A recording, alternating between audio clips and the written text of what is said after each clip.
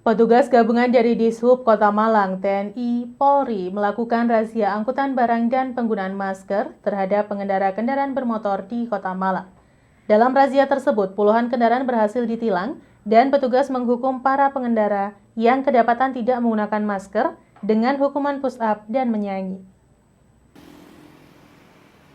Razia angkutan barang dan masker oleh petugas gabungan dari Dinas Perhubungan Kota Malang, TNI, Polri berlangsung di Jalan Raya Gadang, Kota Malang. Kendaraan angkutan barang yang melintas oleh petugas dihentikan dan diperiksa perlengkapan suratnya seperti STNK, KIR, dan SIM. Kendaraan yang tidak dilengkapi surat ditilang oleh petugas Dishub. Edi Utomo, Kasih Penertiban Angkutan Barang Dishub Kota Malang mengaku, razia angkutan barang ini rutin dilakukan. Dari pelanggaran yang ditemukan, rata-rata kirnya mati. Jadi seperti biasa, untuk Dishub sasarannya angkutan barang, juga angkutan orang, terutama untuk kelaikan jalannya.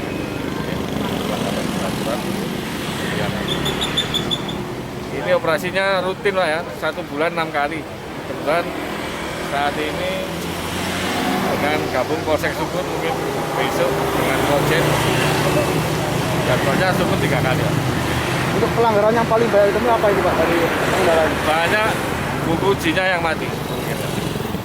Jadi kebanyakan itu terus tidak membawa buku uji. Itu yang paling banyak.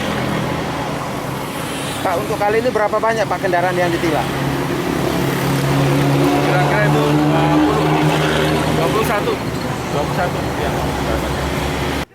Sementara pengendara yang tidak mengenakan masker dihukum petugas. Petugas menghukum belasan warga atau pengendara lantaran tidak menggunakan masker saat berkendara. Hukuman ini sebagai peringatan agar masyarakat tetap menerapkan protokol kesehatan saat melakukan kegiatan sehari-hari. Tak hanya menghukum pengendara yang tidak menggunakan masker, petugas juga menghukum pengendara yang tidak menggunakan masker sesuai standar, seperti salah satu pengendara ini yang kedapatan hanya menggunakan sarung untuk masker. Pengendara ini diminta petugas untuk menghafal teks Pancasila secara lengkap. Ibtu Luhur Santoso, Kanit Lantas Polsek Sukun mengatakan, razia masker ini dilakukan secara rutin untuk menerapkan instruksi Presiden nomor 6 tahun 2020 tentang peningkatan disiplin dan penegakan hukum dalam pencegahan dan pengendalian virus corona. Dalam razia ini petugas hanya memberikan peringatan dan belum menerapkan denda. Dalam instruksi Presiden tersebut, setiap orang yang tidak menggunakan masker saat berkegiatan di luar rumah akan dikenakan denda Rp100.000. Masyarakat dihimbau untuk menggunakan masker saat beraktivitas di luar rumah. Hal ini untuk memutus penyebaran COVID-19. Kita tertibkan sekalian yang tidak menggunakan masker, ternyata walaupun undang-undang ini sudah diterbitkan sudah lama, namun masih tidak tertib. Tadi kita temukan yang tidak memakai masker, yang tidak tertib. Kita ambil tindakan, namun peringatan saya suruh push up maupun kita suruh nyanyi supaya dia sadar nanti berikutnya keluar kemana-mana menggunakan masker. Kalau dari pelanggar sendiri gimana Pak ketika dihukum? Kalau dari pelanggar sendiri menerima karena dia sudah diingatkan, daripada kita terapkan pasalnya dendanya 100.000, tapi dia kita peringatkan, kita suruh push up itu. Pak, himbauan kepada masyarakat sendiri apa Pak? Himbauan kepada masyarakat karena virus corona ini semakin hari semakin bertambah korbannya, baik itu yang meninggal maupun yang sakit. Nah ini himbauan saya supaya tertib bermasker, supaya diri sendiri terlindungi maupun orang lain. Simon Afrido melaporkan. PT KAI memperpendek 5 jalur kereta api jarak jauh dan menengah di wilayah Daob 8 Surabaya. Diperpendeknya jarak tempuh 5 kereta api jarak jauh guna memutus penyebaran COVID-19, sekaligus untuk mengantisipasi mobilitas masyarakat Jawa Timur di tengah pandemi COVID-19. Warga Malang pengguna jasa angkutan kereta api, khususnya kereta jarak jauh yakni kereta api Bima dan kereta api Mutiara Selatan jurusan Malang Jakarta, saat ini tidak dapat menggunakan 2 kereta tersebut. Pasalnya, PT Kereta Api Indonesia atau PT KAI Daob 8 Surabaya melakukan perpendekan relasi jarak tempuh 2 kereta api ini. Untuk kereta api Bima, relasi sebelumnya Malang, Surabaya, Cirebon, Gambir, saat ini diperpendek menjadi Surabaya, Cirebon, Gambir. Sedangkan untuk kereta api Mutiara Selatan yang melintas jalur selatan relasi sebelumnya Malang, Surabaya, Bandung, Gambir saat ini hanya dari Surabaya ke Bandung. Sementara kereta api Malabar dengan relasi sebelumnya Malang, Bandung, Gambir, relasi saat ini dikembalikan ke semula yakni Malang, Bandung. Selain 3 kereta api yang masuk Malang dan diperpendek relasi jaraknya, PT KAI juga melakukan pemendekan relasi kereta api lainnya. Kereta api Argo Wilis dan kereta api Turangga yang melintas di jalur selatan jurusan Surabaya, Bandung, Gambir saat ini hanya melintas dari Surabaya ke Bandung. Sementara di tengah pandemi COVID-19 ini, PT KAI masih mewajibkan penumpang jarak jauh harus memiliki surat bebas COVID yang bisa diurus di stasiun terdekat dengan mengikuti rapid test. Tidak hanya itu, penumpang juga diwajibkan memakai masker, menjaga jarak, dan suhu tubuh tidak lebih dari 37,3 derajat Celcius. Diharapkan dengan adanya perpendekan jarak ini dapat memutus rantai penyebaran COVID-19 di Jawa Timur. Dalam rangka mengantisipasi lonjakan minat masyarakat dalam menggunakan jasa layanan transportasi kereta api di wilayah Jawa Timur, pihak PT KAI 28 Surabaya pada bulan September 2020 akan mengoperasionalkan 46 perjalanan KA lokal dan 31 perjalanan KA jarak menengah atau jauh, di mana untuk perjalanan kereta api KA jarak menengah atau jauh terdapat 5 perjalanan yang akan mengalami perpendekan relasi. Kelima perjalanan kereta api jarak menengah atau jauh yang mengalami rekayasa pola operasi tersebut diantaranya adalah KA Bima, KA Turangga, KA Argo Wilis, KA Malabar, dan KA Mutiara Selatan. Simon Alfredo melaporkan. Masih banyaknya reklame rusak, tidak berizin, dan habis masa berlakunya di wilayah Kabupaten Malang menunggu penertiban. Reklame ini masih terpasang di pinggir jalan dan mengganggu pemandangan kawasan. Meningkatnya kebutuhan untuk berinvestasi di banyak bidang berdampak pada semakin meningkatnya pula kebutuhan untuk beriklan. Reklame salah satunya yang masih dianggap efisien untuk mengiklankan suatu produk. Namun sayang reklame yang dipasang baik iklan komersil maupun iklan layanan masyarakat seringkali dipasang dengan tidak mengindahkan aturan, sehingga keberadaannya mengganggu pemandangan kawasan. Tidak hanya itu, reklame yang sudah rusak dan robek masih ditemukan di pinggir jalan. Belum lagi reklame yang tidak berizin dan sudah kadaluarsa. Pihak Satpol PP sering melakukan operasi penertiban mengacu pada Peraturan Bupati Nomor 11 Tahun 2019 tentang penyelenggaraan ketentraman dan ketertiban umum, khususnya pelanggaran reklame, di mana semua reklame yang dipasang tidak sesuai aturan yang diturunkan. Menurut salah seorang pengguna jalan mengungkapkan ketidaknyamanannya ketika melihat reklame rusak dan sobek di jalan, terutama banner reklame besar yang bisa membahayakan pengguna jalan. Di banyak tempat terlihat reklame berukuran sedang dan kecil dipasang di pohon pinggir jalan, tiang listrik, dan tembok di beberapa jalan desa di wilayah Wakir sampai Dau. Banyak pihak berharap operasi penertiban tidak hanya di jalan utama saja, karena jalan desa juga banyak dipasang reklame, terutama pamflet iklan rokok yang sudah sangat mengganggu dan mengotori pemandangan kawasan. Gimana Bapak lihatnya sebagai pengguna jalan, Pak? Ya kurang enak lah, lihatnya kurang enak. Iya. Iya. Apalagi kalau sampai ke bawah seperti itu kan Pak lihatnya mengganggu juga, Pak. Ya, mengganggu nanti kalau sampai jatuh kan itu bikin kecelakaan. Iya. Yang pengendara sepeda motor maupun mobil kan. Berarti itu kurangnya pengawasan apa gimana, Pak? Ya, nggak tahu juga ya. Sebetulnya banyak loh sini. Ya. Sering dalam pengawasan tapi ya cuma liwat-liwat aja. Jadi harapannya sebagai warga masyarakat Pak ya? Yang seharusnya perhatikan lah Ya. jalan, keamanan jalan itu. Iwan Hikmawan melaporkan. Terima kasih Anda masih bersama kami dalam Info 7 Malang Raya. Proses pembelajaran daring yang dilakukan selama pandemi COVID-19 tentunya membutuhkan jaringan sinyal internet yang bagus, yang ditunjang dengan kuota internet yang memadai. Kepala Dinas Pendidikan Kota Batu menjelaskan, Dalam waktu dekat, Dinas Pendidikan akan membagikan paket kuota data internet secara gratis bagi guru dan pelajar.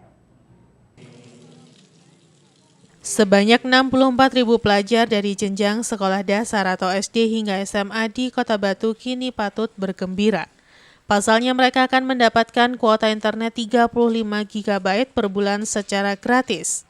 Hal itu sebagai bentuk solusi dari Kementerian Pendidikan dan Kebudayaan Republik Indonesia atau Kemendikbud RI untuk memperlancar pembelajaran daring selama COVID-19. Kepala Dinas Pendidikan Kota Batu Eni Rahyuning Tias mengatakan pihaknya siap membantu mengkoordinasikan dengan satuan pendidikan terkait data penerima kuota gratis. Sesuai surat edaran Mendikbud, siswa akan diberikan kuota internet untuk kemudahan belajar mengajar. Dalam surat yang dikeluarkan Kemendikbud, akan langsung ditindaklanjuti ke sekolah. Hal ini dilakukan agar pihak sekolah bisa membantu melengkapi nomor telepon siswa yang akan mendapatkan kuota internet gratis tersebut, sehingga masing-masing sekolah di Kota Batu akan langsung bergerak mengisi di aplikasi Dapodik. Eni menambahkan saat ini pihaknya telah menugaskan kepada Satuan Pendidikan agar melengkapi nomor HP yang aktif melalui aplikasi Dapodik. Batas akhir pendataan nomor HP dilakukan hingga tanggal 11 September. Untuk jumlah siswa yang bakal mendapat paket data meliputi 32 SMP atau MTS negeri dan swasta dengan jumlah siswa 10.000.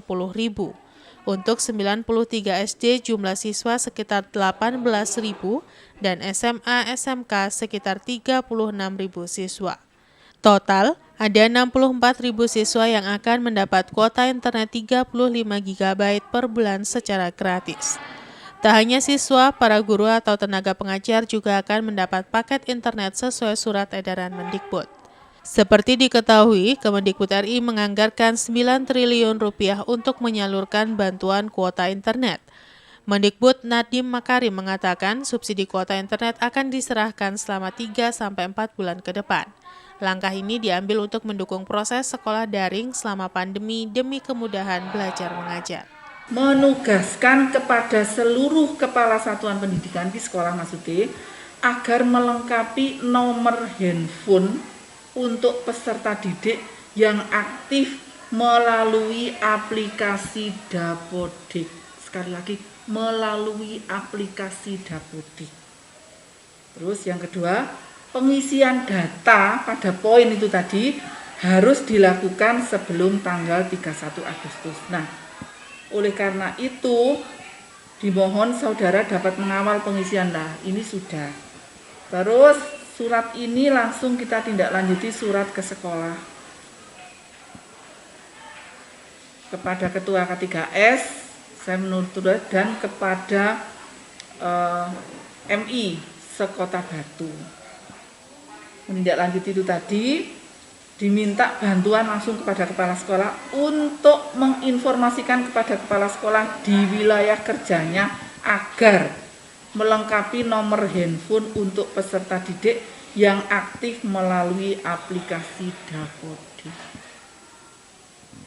Jadi itu artinya masing-masing sekolah langsung bergerak mengisi di aplikasi Dapodik itu. Kami di Dinas Pendidikan tugasnya nanti hanya menanyakan lagi sudah sampai seberapa yang sudah dimasukkan di data Dapodik. Yanto Yancung melaporkan. Menunggu jatah penggiliran air, tanaman padi di kawasan Jalibar Kepanjen mulai kekurangan air. Akibatnya lumpur sawah mulai terbelah dalam dan sawah ditumbuhi rumput liar. Beginilah yang terlihat di lahan sawah di pinggir Jalibar Kepanjen, Kabupaten Malang. Puncak kemarau berdampak pada semakin berkurangnya volume air dan semakin meningkatnya kebutuhan air untuk lahan sawah padi. Penggiliran jatah air sudah mulai diberlakukan, sehingga tanaman padi sudah mulai kekurangan air. Kurangnya air ditandai dengan mulai terbelah dalamnya lumpur sawah, sehingga rumput liar banyak tumbuh di sekeliling tanaman padi. Kondisi ini tentu saja menambah pekerjaan para petani, berbeda dengan ketika lahan terendam air rumput liar tidak bisa tumbuh. Menurut salah seorang petani menjelaskan dengan usia padi yang masih 1 bulan, sangat rentan apabila kekurangan air atau tidak terairi dalam waktu yang cukup lama, karena padi tidak bisa tumbuh normal atau yang lebih parah lagi, kering dan mati. Di lokasi selain dengan penyemprotan, para petani juga melakukan pembersihan rumput liar secara manual, dengan harapan tanaman bisa tumbuh normal dan menghasilkan panen yang bagus sehingga modal yang dikeluarkan bisa kembali. Kondisi air saat ini Bu di sini Susah sekali. susah Bu ya. Sudah berapa lama ini belum kena air Bu? Ya, kurang lebih 1 mingguan. 1 mingguan ya. Tapi tanamannya masih kelihatan kuat ini Bu. Alhamdulillah. Mm-mm. Alhamdulillah. Ya cuman apa gitu tembus-tembusan gitu, kalau ada yang lain ngalirkan gitu, ngalir dikit-dikit gitu loh. Dikit-dikit Bu ya. Iya. Kira-kira cukup apa enggak airnya? Nggak cukup lah, kurang segar gitu. Kurang segar Bu, kelihatan layu kayak gini Bu ya. Iya. Bu, ini kalau kurang air hasil panen bisa berkurang berapa persen Bu? Ya banyak. Banyak? Iya. Berapa kira-kira? 40 ada? Segituan. 40%. Bu, kalau nggak ada air berarti rumputnya tumbuhnya banyak nih Bu ya? Iya kayak gini nih. Kayak gini berarti Bu ya, harus dicabut lagi Bu ya? Iya. Diobat. Bu, ini kira-kira kuatnya tanaman kalau sampai masih nggak kekurangan air masih bisa bertahan berapa tahun Bu? Tidak terkena air berapa minggu ini kuatnya, masih kuat nih tanaman kira-kira? Ya, kalau 1 minggu lagi ya matilah. Mati Bu ya? Iya, Tapi kan sudah besar ini Bu kelihatannya. Apa? Umur berapa umurnya ini? 1 bulan. Baru 1 bulan Bu ya. Jadi nunggu air aja nih Bu ya. Iwan Hikmawan melaporkan. Terima kasih Anda masih bersama kami dalam Info 7 Malang Raya. Pembahasan revitalisasi Pasar Besar Kota Batu berada pada tahap perencanaan konsep organisasi ruang. Dalam waktu dekat, pemerintah Kota Batu akan mensosialisasikan detail engineering desain ke pedagang pasar besar, yang dilanjutkan dengan relokasi pedagang hingga November mendatang. Pemkot Batu akan mensosialisasikan detail engineering design atau DED revitalisasi Pasar Besar Kota Batu kepada seluruh pedagang. Sosialisasi rencananya akan dilakukan pada pertengahan bulan September. Wali Kota Batu Dewanti Rumpoko mengatakan, meski ada perubahan dalam DED namun itu sifatnya tak terlalu prinsipal.